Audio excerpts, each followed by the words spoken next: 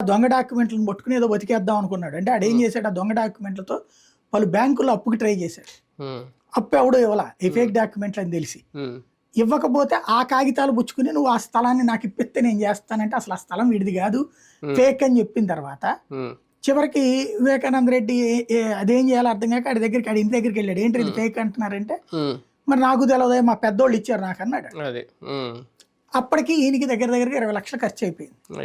14 నుంచి 16 లక్షలు వీళ్ళ దగ్గర అయింది. ఆడు గంగిరెడ్డి ఇంకో 5-6 లక్షల రూపాయలు తెచ్చి పెట్టాడు. ఇది అయిపోయింది. సీన్ కట్ చేస్తే దాంట్లో ఏం చేయాలో అర్థం కాని పరిస్థితి.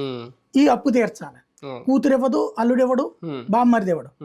ఆ టైంలో ఈ సునీల్ యాదవ్ గారు మాటకారి కదా, ఇంకొక కొత్త కాన్సెప్ట్ ఏం తెర మీదకి తీసుకొచ్చాడు.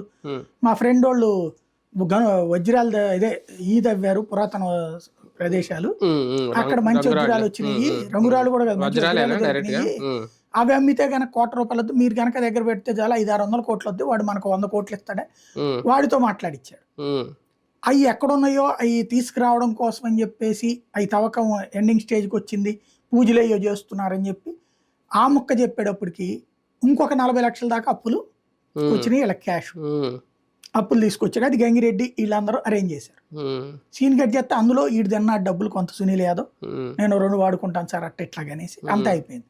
సీన్ కట్ చేస్తే అదంతా ఫేక్ అని తేలింది. అది కూడా ఈ రెండిటితో డిసప్పాయింట్ అయిపోయి ఉన్నటువంటి వివేకానంద రెడ్డి ఒక ఎత్తు అయితే, ఇదంతా నమ్మినటువంటి వాడు దస్తగిరి, అటు గంగిరెడ్డి వీళ్ళందరూ కూడా